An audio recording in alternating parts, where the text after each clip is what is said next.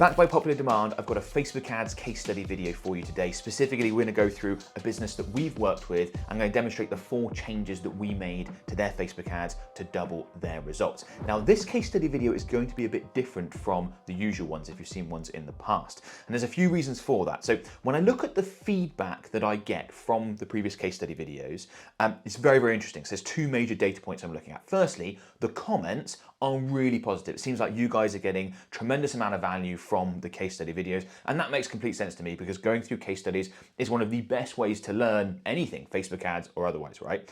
But the other feedback signal that I look at is the amount of views. And the amount of views on these case study videos has typically been lower than I would expect. Like I said, case studies are a great way to learn. And I think there's a couple of reasons for that I'm going to address in this video. Firstly, there are so many Facebook advertisers out there looking for the cheat code, the hack, the easy win. And as soon as I start talking about things that actually move the needle and maybe feel like a bit of effort, I think those people just stop watching, they leave, and that's silly. Don't be that Facebook advertiser. If you want Facebook ads to be significant for your business, it can be a complete business changer. I've seen that happen multiple times. One campaign can completely change the fortunes of a business. Well, you have to watch the whole video and you have to be willing to implement things that might take a little bit of time and effort, right? So that's the first thing I wanted to say. Secondly, I think in the past when I've done these case study videos, I've used businesses that might not feel as relatable for a lot of my audiences. So we're talking about businesses that we've generated millions or tens of millions for.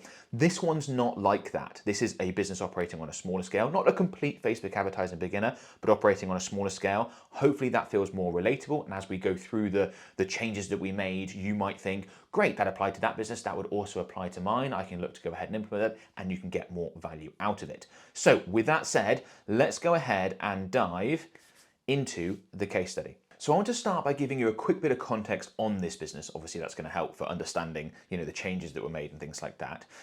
So it's a business that sells DIY products, and they're actually quite niche. So it's specific to fitted furniture, things like cabinets, closets, and their products are designed to make that process easier, right? Make it less likely you're going to make a mistake, enable you to get it done quicker, all that sort of stuff. So let's take a look at the results of their Facebook and Instagram ad results before we started working with them, because this business was running Facebook and Instagram ads before we started working with them, as most businesses we work with are. They've already sort of got proof of concept, a bit familiar with the ad platform. And they were doing a decent job. So ad spend was 26,473. Like I said, not a business of spending hundreds of thousands or millions, and we have worked with businesses like that, and I've done case studies on those in the past.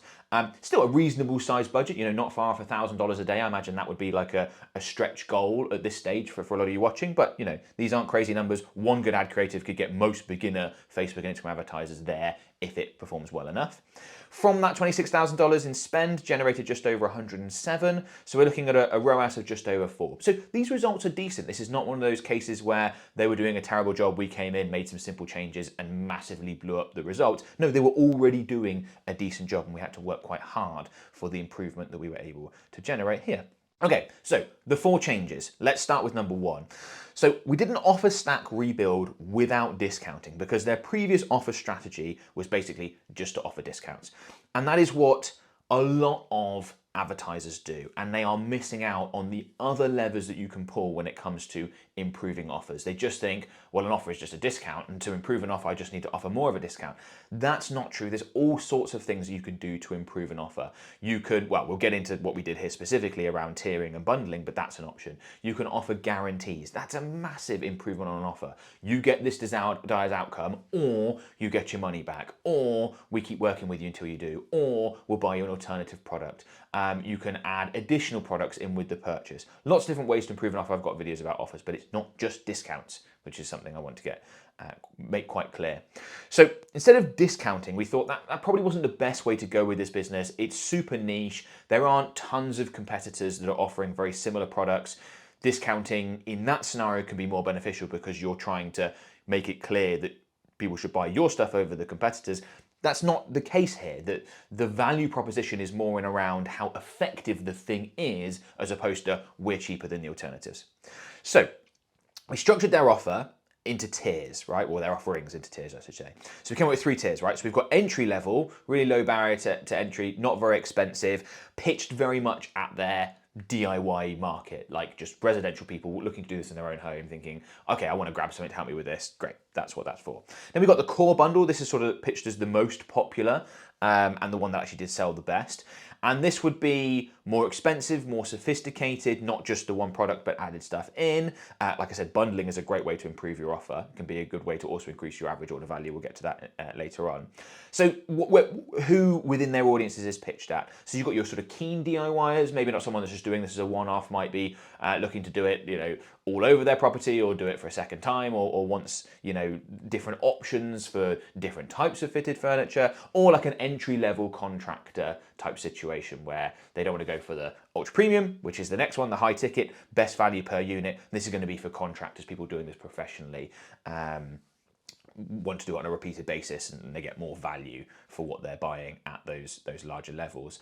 Now, one of the good things about turning what was just like blanket discounts across the product range into a tiered system is that the price advantages and that part of the offer is sort of still in there, but it's implied. So it's like, oh, if you do want the discount, you can do that. You just need to buy the more expensive, larger bundle. You get more than the extra money. You've seen this sort of situation where you have like a small drink, a medium drink, and a large drink. And the large drink is nearly always the best value for money, right? In terms of the milliliters you get for what you pay, that's going to be the best option. But that's still good for the business because it increases their average order value, and the extra cost involved in supplying that little bit of extra drink is not that much. Well, the same applies here. So you still get that feeling of people feel like they get a deal because of the extra bundle that they get, or the extra stuff they get within the bundle, and the sort of implied discount that's included in there, the bulk discount, shall we say, without just having to do these blanket level discounts. And often you don't need big discounts on the entry level offer because it's an entry level offer, it's not very expensive to begin with. So the reason why, when I went through those 3 tiers that we created, talked about who it was pitched at, is that if you want to go through this process with your own offers and think like, right, this could be entry level, this could be sort of mid, this could be high level, you could have more than that if you wanted to, you could just have the 2. You need to think, who is this pitched at? Right, this is for just our DIYers, one-off, they just want something quick and easy that's going to help them out. Right, these are the people that are doing this often, sort of entry-level contracts. This one's for the people that are doing this day in, day out, they want the best stuff. And when you have that in mind, that impacts the messaging and the creative you produce, and you're just far more likely to hit the right people, because we know that that's really how targeting is done nowadays. It's in the messaging and in the ad creative, and that's going to determine who Facebook puts your, or who Meta puts your ads in front of, or not. Like I said, tailor your ad messaging for the appropriate audience. And I already mentioned this quickly, but I just wanted to highlight this, that when you bundle like that, it's a great way to increase average order value, because people can see that the higher tiers are not only appropriate for them if the messaging is towards that segment of your target market, but also it just looks like more value. Oh no, I'll get large fries because it's only $1 more, but I get like 50% more fries, as a classic example. And increasing average order value, we know, is really important for the long-term success of any paid advertising, Facebook and Instagram ads included, because if you make more money per customer acquired, you can afford to pay more to acquire them in the first place, right? So bundling tiers can be a great way to do it. We also sort of shifted the focus of their offer from the money save, so from the discounts, like I said, to the other elements that are great selling points for this business's products. Time saved, effort avoided, frustration removed. Like I said, it's going to make it more likely that, well, less likely you're going to make a mistake, more likely you do it correctly when you put this fitted furniture in, and mean you get it done faster, right? And we felt like that was the bigger selling point here, as opposed to the discount, like I said, because of the dynamic in the market, fairly niche, not tons of direct, obvious competitors selling something very similar, and that was a better option for this business. And repositioned it from a thing, buy this thing with this discount, to a solution. Buy yourself less headaches. Buy yourself a free afternoon because you've got it done twice as fast. Those sorts of things. Right, that was change number 1. Change number 2 was a new post-click experience. So this wasn't anything within Ads Manager specifically. Previously, ad traffic was sent to the homepage of the website, and it was designed to be somewhat of a sales page. It wasn't, like I said, they were already getting more than a 4x ROAS. They weren't doing a terrible job here. So the homepage was geared up to sell, but we felt like that wasn't the best option. So we sent people to a simple explainer first page instead. So let me explain what the explainer first page included, right? So it started with a video, short video, and that started by showing the desired outcome, being fitted furniture that's done correctly, looks beautiful, etc. Like that's the desired outcome, right? And then after that, within that video, we've got how it works, who it's for, why it's better, in that order. That's a really good framework for, well, it's a good framework for video ads, but it's definitely a good framework for VSL, so video sales letters, effectively. Videos on a sales page that are designed to get people to take action. Like, you show the desired outcome immediately, so people who have landed start watching that video go, yeah, that's what I want. And then you explain how it works. So how did this thing get that desired outcome? How does this product help you put in fitted furniture that looks fantastic? Explain who it's for, so that's where you get into the, the DIY market, contractors, things like that in this case, and then why it's better than alternatives. That's going to be specific to the individual products and what else is there. But if you keep that structure, it's a really nice framework to use. Show the desired outcome, explain how it works, explain who it's for, and explain why it's better. You might want to steal that. I would strongly recommend that you do. Other things to note on this explainer first page, as opposed to just sending through to the home page, we remove the distractions, right? So no menus, no, you need to have some exit navigation from a page to keep compliant with Facebook's advertiser policies, but not like just a really obvious header menu that people can then click through and find themselves in all sorts of different rabbit holes and things like that. Keep them focused on the action that you want them to take. Far less likely for people to get decision fatigue. How many times have you clicked through to a website wanting to buy something and you've seen, and there's menus everywhere and there's alternatives for the product that you want, and you're like, I just want a pair of hiking boots. I don't know whether it's that one, or like, it's really frustrating, right? So you can get rid of that. And we also added an optional quiz for indecisive visitors. So it's pitched as something that's going to be beneficial, but can also help with that decision-making framework of like, let me lead you into what you want to do. So not sure which option is right for you? Click here, answer some questions, and we'll spit out an answer telling you, oh, you want this one based on what you've told me. Like if we go back to the hiking boots example, like, right, what sort of terrain you'll be walking in? What's the temperature? Does it need to be waterproof? Do you want over ankle, under ankle, etc., right?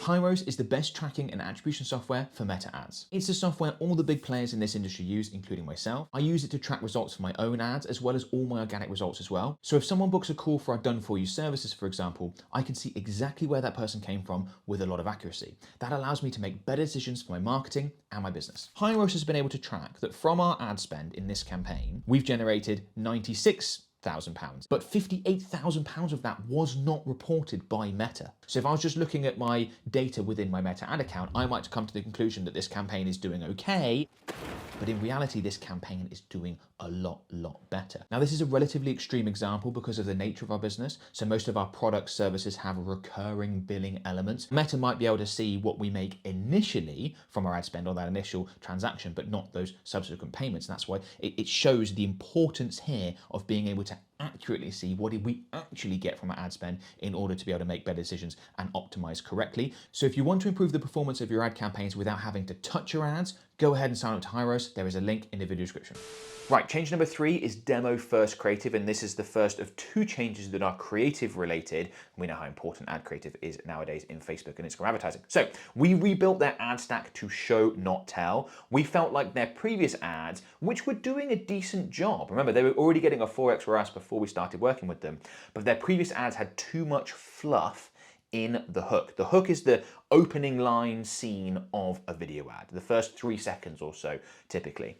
And we felt it didn't get to what was really important quick enough. There might be an introductory line. There were some founder-led video ads being used. And this often happens in founder-led video ads where some context is being given. You're like, no, just get to the good stuff, then give that afterwards. So it's more of a reordering as opposed to taking it out. But let me get to the details, right? So we wanted ads that started with a visual demonstration showing the dream outcome. The dream outcome being beautiful fitted furniture done quickly and easily. Not context beforehand, not introducing the business, not introducing the products.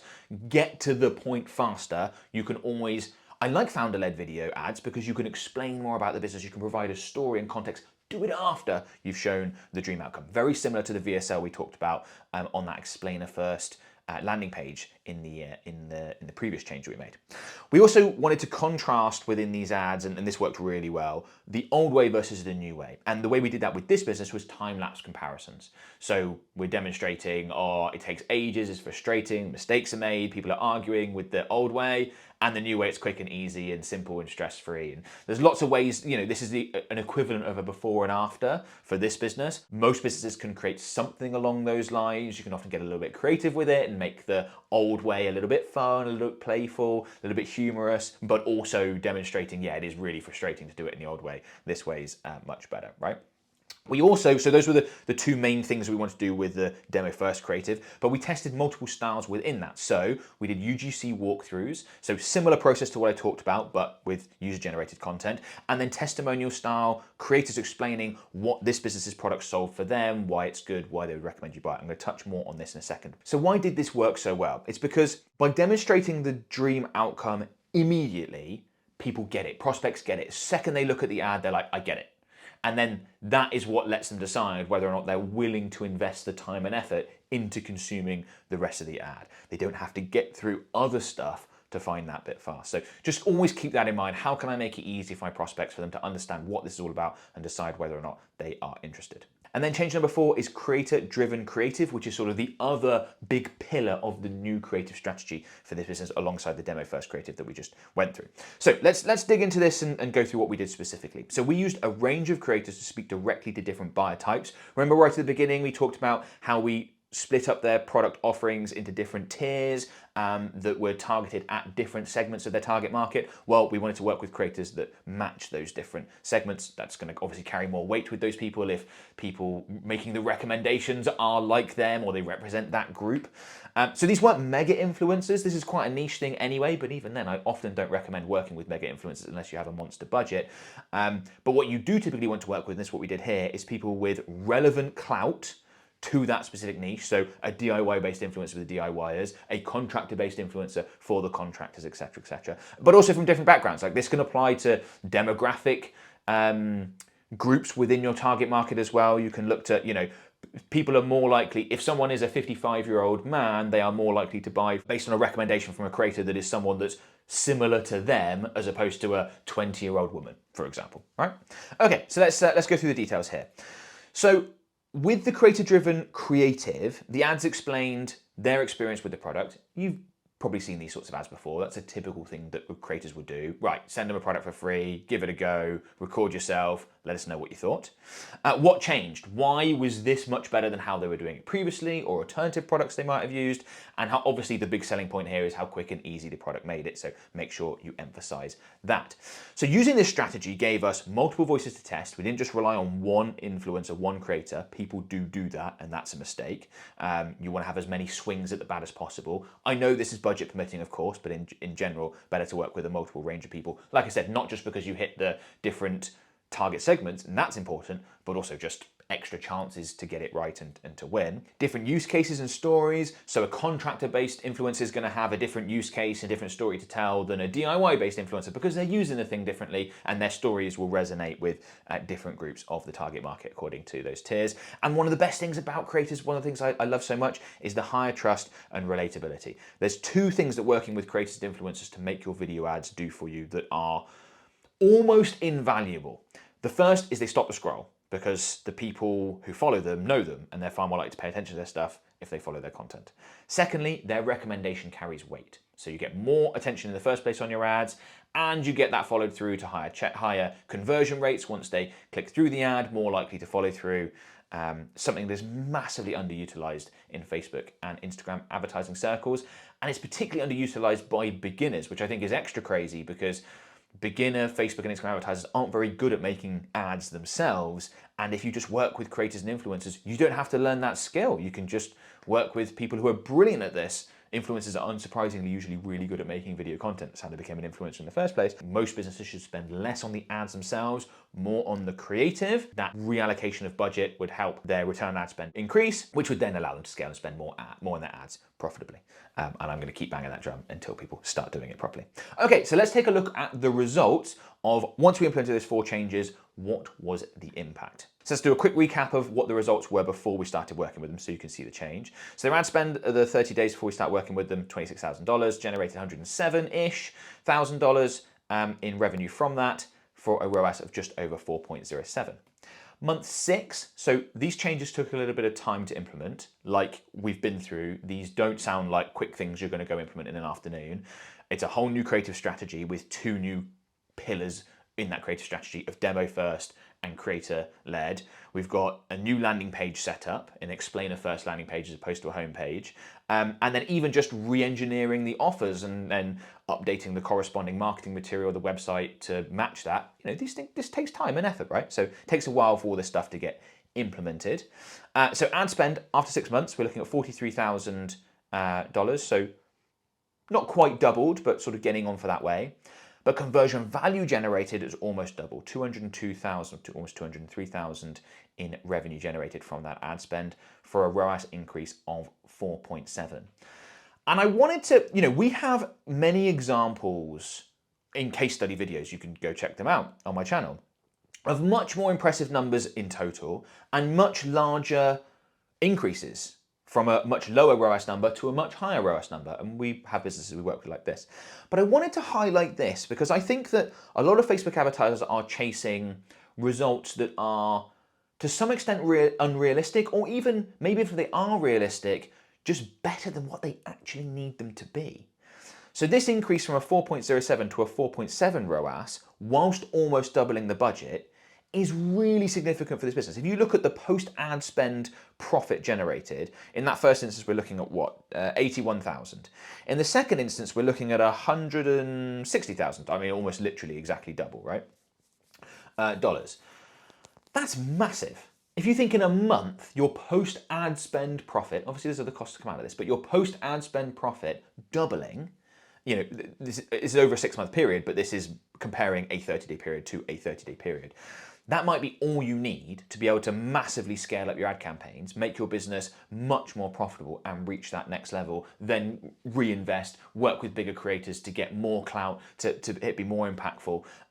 So these numbers aren't the most impressive that I talk about and that we have as examples, but I just want to demonstrate that this level of improvement can completely change your business. And going through the extra steps and the extra effort that it might take to implement something like this, like the examples I gave here, these are not the quickest and easiest setting tweaks, can be well worth it. Like I just said, not the most impressive results we've achieved by a long way, but hopefully more relatable for more of you, and that you guys can go ahead and implement this and get lots of value out of it. And that leads me on to my next question, which is, would you like us to help you do this and significantly improve your Facebook and Instagram ad results? Because we can provide a lot more support than you just going through my YouTube videos.